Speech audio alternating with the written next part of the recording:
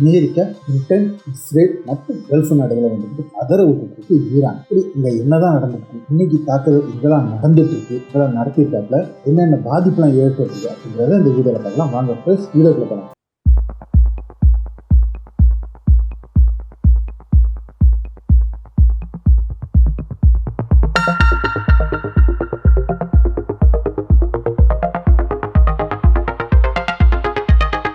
Hi friends, welcome back to SJ Tamil Nadu செய்திகள் and நான் உங்கள் எஸ்ஜே.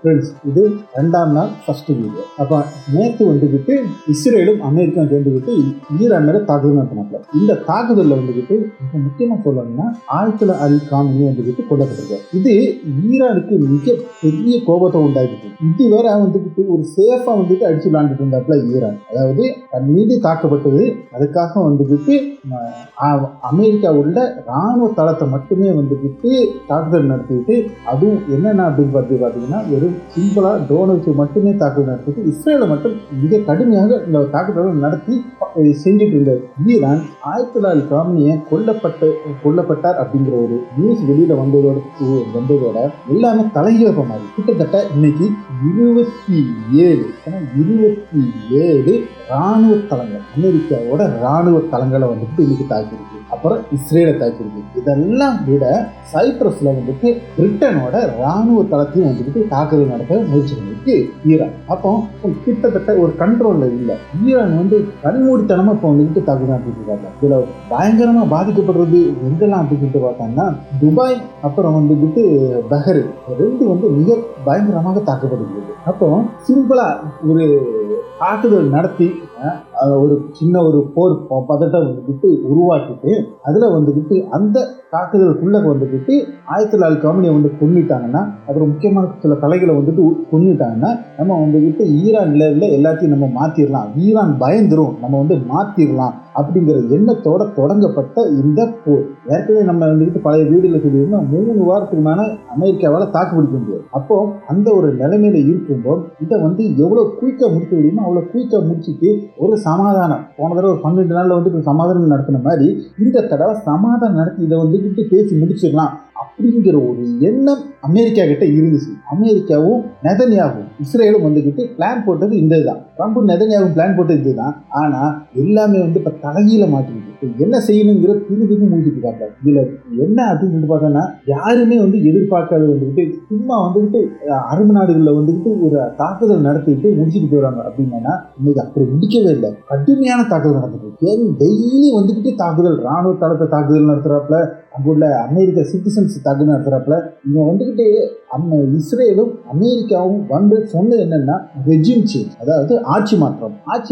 ஈரான் ஆட்சி மாற்றம் நடத்துவோம் அப்படின்னாப்புல ஆயத்துல் அல் காமினியை நாங்கள் வந்து கொண்டுட்டோம், மக்கள் வந்து நீங்க தெருவில் வாங்க, நீங்க வந்து ஆட்சி மாற்றத்தை கொண்டு வாங்கன்னு ட்ரம்ப் சொன்னாப்ல. ஆனா ஒரு மக்களும் அங்கே இறங்கி ஆட்சி மாற்றத்துக்கு வரல. அந்த லட்சக்கணக்கான மக்கள் ஆயத்துல் அல் காமினிக்காக கண்ணீர் விட்டு இருக்காப்ல. எல்லாமே வந்துக்கிட்டு ஒன்று கூட்டிட்டாப்ல. இப்போ எல்லாருக்கும் போடுற கோஷம் ஒன்று தான், அமெரிக்காவில் இஸ்ரேலில் அழிக்கணும்ட்டாங்க. சரி, நேத்தே வந்துக்கிட்டு ஈரானோட முக்கிய தலைவர் அலி லாரிஜானி வந்துக்கிட்டு சொல்லும்போது தெளிவாக ஒரு வார்த்தை சொன்னாப்ல. அவரை சொன்ன ஒரு வார்த்தை என்ன அப்படின்னு சொல்லிட்டு பார்த்தாங்கன்னா, எங்க நெஞ்சை வந்து நீங்க வந்து எரிச்சிட்டீங்க, அதுக்குள்ள வினை உங்களை நாங்க எரிக்காம விட மாட்டோம், அதை நீங்க இனி பொறுத்து இருந்து பாருங்க அப்படின்னா. அது மட்டும் இல்லாம வேற யாருமே பேசாத நிலைமையில இன்றைக்கு வந்துக்கிட்டு அங்கு உள்ள ஈரானோட ஸ்பீக்கர், பார்லிமெண்ட் ஸ்பீக்கர் வந்துக்கிட்டு ஒரு உரையாற்றினார்கள். அவரு கொடுத்த மறுபடி, எங்களோட தலைவர் ஆயத்துல் அல் காமினி நீங்க வந்துக்கிட்டு கொண்டிருக்கீங்க, இதற்கு மறுபடி வந்துக்கிட்டு மிக கொடூரமா இருக்கும், இந்த அடியை பார்த்துட்டு நீங்க கதறுவீங்க, போதும் சொல்லிட்டு நீங்க எங்க கிட்ட சரண்டர் ஆவீங்க, அந்த அளவுக்கு வந்துக்கிட்டு அதோட வலி இருக்கும் அப்படிங்கறத வந்துட்டு ரொம்ப தெளிவா சொன்னாங்க. இதையெல்லாம் சொல்லி முடிச்ச போலயே வந்துட்டு ஈரான் வந்து என்ன செஞ்சுச்சுன்னா கம்ப்ளீட்டா தாக்குதல். இன்னைக்கு மத்தியானத்துக்கு மேல வந்து விடாம தாக்குதல். இப்போ வர தாக்குதல் ஒவ்வொரு இடத்துலையும் நடந்துட்டே தான் இருக்குது, தவிர எங்கேயுமே தாக்குதல் விடவே இல்லை. எல்லா இடத்துலையும் தாக்குதல் நடத்திட்டே இருக்காங்க. ஆனா ஒரே ஒரு சின்ன வேறுபாடு இருக்கு. அரபு மேഖലയിൽ வந்துட்டு ட்ரோன் மட்டும் தான் தாக்குதல் நடத்துறப்ப அரபு மேഖലയിൽ வந்து மிசைல் தாக்குதல் நடத்தல. அரபு மேഖലയിൽ கத்தர்ல மட்டும் ஒரு மிசைல் அட்டாக்ஸ் தாக்குதல் நடத்தினாங்க. இந்த கத்தர்ல தாக்குதல் நடத்தினதுல அமெரிக்கா ஒரு மிகப்பெரிய அழிவு ஏற்பட்டிருக்கு. அது என்ன அப்படின்னு சொல்லிட்டு பார்த்தோன்னா கிட்டத்தட்ட 1.1 பில்லியன் $1.1 மதிப்பு உள்ள ரேடார் சிஸ்டத்தை அடிச்சுன்னு வச்சிருக்காருல ஈரான். இது மிகப்பெரிய பின்னடைவு அமெரிக்காவுக்கும் சரி மற்ற நாடுகளும் சரி. இந்த ட்ரோனை தான் தாக்குதல் எடுத்துட்டு நீங்கள் ட்ரோனை வந்துட்டு சாதாரண நம்ம வந்து ஏற்கனவே சொன்னோம் கம்மியான ரேட்டில் உள்ள ட்ரோனை வந்துக்கிட்டு இவங்க வந்துட்டு கூடுதல் செலவழித்து வந்துக்கிட்டு ஃபேக்ட்ரியாட்டு மற்ற இது வச்சுட்டு டேடு வச்சுட்டு இவங்க வந்துட்டு தடுத்து நிறுத்திட்டு இருக்காங்க. இதுக்கு வந்து செலவு பயங்கரமான செலவு. இதெல்லாம் இப்போ யார் தலையில் எழுத போகிறாப்ல? அரபு நாட்டு தலையில் தான் எழுத போகிறாப்ல. இதெல்லாம் அரபு நாட்டுக்குள்ள நஷ்டம்.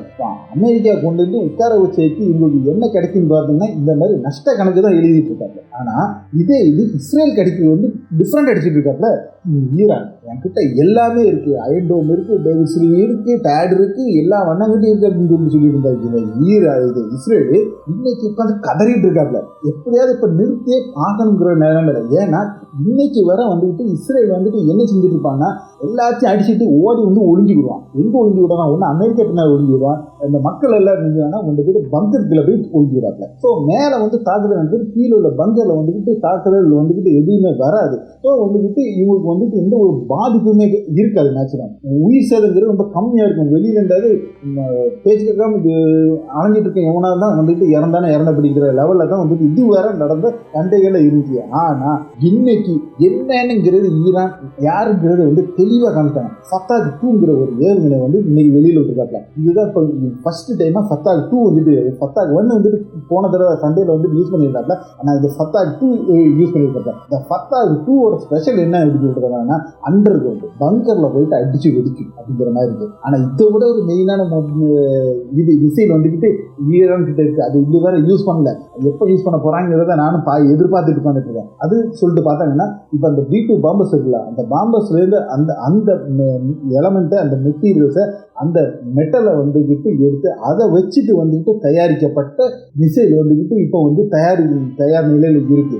குறிப்பாக கிட்டத்தட்ட 10-12 மிசைல் வந்துட்டு அதை தயார் செஞ்சிருக்காங்க. அது வந்துட்டு இதை விட கொடூரமா இருக்கும். பூமிக்கு கீழே வந்துக்கிட்டு அவ்வளவுக்கும் வந்துக்கிட்டு கொண்டு போய் பாதிப்பை ஏற்படுத்தக்கூடிய அந்த மிசைல் எப்போ வெளியில வருதுங்கிறது எதிர்பார்த்துட்டு இருக்கு. இது மட்டும் இல்லாம இன்னைக்கு ஆபிரகாம் லிங்கன் மேல வந்து கிட்டத்தட்ட 4 மிசைல் விட்டுருக்கதாகவும் தாக்குதல் நடத்தப்பட்டதாகவும் சொல்றாப்ல. ஆனா இவங்க தாக்குதல் எதுவுமே வரல.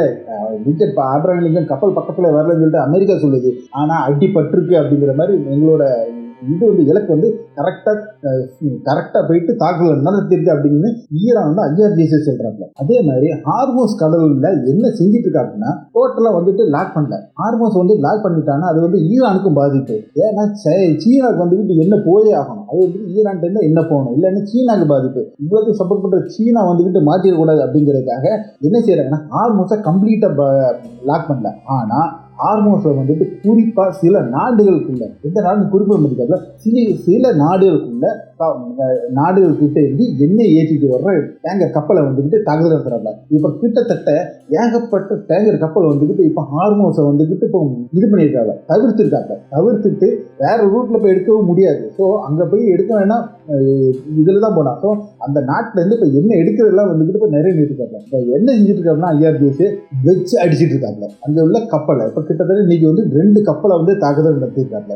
அந்த மாதிரி சொல்லியிருக்காங்க. அதுக்கு பதிலா வந்துக்கிட்டு ஈரானோட ஒரு கப்பலை வந்துக்கிட்டு கடல்ல வந்துக்கிட்டு தாக்குதல் நடத்தி அழிச்சதா வந்துட்டு அமெரிக்கா சொல்லிட்டு இருக்கு. அதோட டீடைல்ஸ் இன்னும் வந்து கிளியரா வரல. அதுவும் வந்துக்கிட்டு அவங்க வந்துக்கிட்டு கணக்கில் வச்சுக்கணும். அப்போ என்ன இருந்தாலும் சரி ஒட்டு மொத்தமா அரபு நாட்டை வந்துக்கிட்டு இப்ப காலி பண்ணிருக்காங்க. அரபு நாட்டுல எல்லா வான்வெளியுமே வந்துட்டு அடக்கிச்சிட்டாங்க. ஒரு வான்வெளியிலும் வந்துக்கிட்டு இப்ப வந்துட்டு திறக்கப்படல. நம்ம இந்தியால இருந்து கிட்டத்தட்ட 500க்கும் மேற்பட்ட ஃபிளைட் வந்துட்டு பாதிக்கப்பட்டிருக்கு, நிறுத்தப்பட்டிருக்கு. இதனால அங்குள்ள மக்கள் பாதிக்கப்பட்டிருக்காங்க. நம்ம இந்தியன் மக்கள் பாதிக்கப்பட்டிருக்காங்க. எல்லாம் உண்மைதான். ஆனா இப்ப நிலைமை சிச்சுவேஷன் என்ன அப்படின்னு சொல்லிட்டு பார்த்தோம்னா டோட்டலா என்னன்னா ப்ரெஷர், ஃபுல் ப்ரெஷர். ட்ரம்புக்கும் இஸ்ரேலுக்கும் வந்து மிகப்பெரிய ப்ரெஷர் கொடுத்துட்டு இருக்காங்க ஈரானு. எவ்வளவுதான் பார்ப்போம்ங்கிறத பிடிச்சு கெட்ஸ் அடிச்சிருக்காங்க.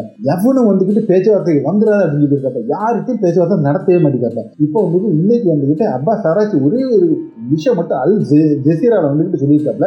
அதில் தெளிவாக சொல்லியிருக்காப்புல, நாங்கள் தாக்குதல் அரபு நாடுகள் மேலே தாக்குதல் வந்து அரபு நாடுகள் மேலே இல்லை, எங்களை வந்துக்கிட்டு தாக்குதல் எங்களோட எதிரிகளோட இலக்கை மட்டும் தான் நாங்கள் தாக்குதல் நடத்திட்டு இருக்கோம். அது வந்து அரபு நாட்டுக்கு மேலே தான் எடுக்கும்போது அதை தான் நாங்கள் அது வந்து நான் சாஃப்ட் கார்னராக தான் அடிச்சுட்டு இருக்கோம் அப்படிங்கிறத வந்துட்டு அவங்க தெளிவுபடுத்திருக்காரு அப்பாஸ் ஆராய்ச்சி. இப்போ இந்த நிலைமை இவ்வளோதான் இருக்கு, தெரியாமல் இப்போ வந்துட்டு அடிச்சிட்டோமா அப்படிங்கிற ஒரு கேம்ல தான் வந்துட்டு கொண்டு இருக்கு. ஆனால் ட்ரம்ப் இருக்காப்புல கொடூரமான தாக்குதல் நடத்தப்படும். கொடூரமான தாக்குதல் நடத்தப்பட்டேன், இதை விட கொடூரமான தாக்குதல் ஈரான் வந்துட்டு காமிச்சு கிட்டத்தட்ட ஈரான் வந்துட்டு ஏமனிக்கு இஸ்ரேலை வந்து கம்ப்ளீட் காலி பண்றாங்க. விடவே மாட்டாப்ல. இன்னைக்கு கம்ப்ளீட்டா வந்துட்டு டோட்டலா வந்துட்டு ஒரு 90% வந்துட்டு இஸ்ரேல் அடிச்சுட்டு இருக்காப்புல, 10% வந்து அரபு நாடுகள் அடிச்சுட்டு இருக்காங்க. அதுதான் அந்த லெவலில் தான் போயிட்டு இருக்கு. இல்லைன்னா 80-20 மாதிரி 20% அரபு நாடுகளும் 80% இஸ்ரேல் அடிச்சுட்டு காலி பண்ணிட்டு உட்காந்துட்டு இருக்காங்க. அவங்க கணக்கு வெடிப்பு பார்த்துட்டு இருக்காப்ப ஒரு 5000 மிசைல் இருக்கணும். ஆனால்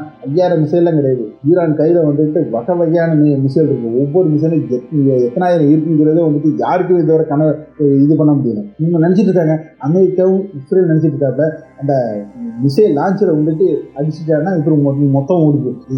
மிசைல் லாஞ்சருங்கிறது வந்துக்கிட்டு ஈரான் வச்சிருக்க எல்லாமே வந்துக்கிட்டு என்னன்னா லாரியில தான் ஃபிட் பண்ணி வச்சிருக்கான். ஸோ அடிச்சு முடிச்ச அப்புறம் பங்கர் கொண்டு போயிடாப்ல.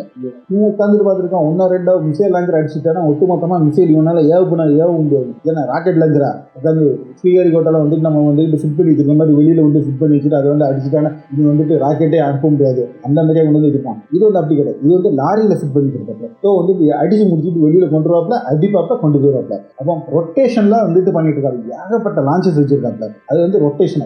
மெயினாக வந்துக்கிட்டு கையில் இருக்க வந்துட்டு மிசைல் தான். அதனால் அதுக்கு எல்லா ஏற்பாட்டும் பண்ணிட்டு தான் இதில் வந்துக்கிட்டு தயாராக நிற்கிறாங்க. பார்க்கலாம் என்ன அடுத்து என்ன நடக்கும் அப்படிங்கிறத. ஓகே ஃப்ரெண்ட்ஸ், அடுத்த அப்டேட்டு தான் இதில் சந்திக்கும் வரை உங்களிடமிருந்து விடைபெற்றுக் கொள்வது உங்கள் எஸ்ஜே.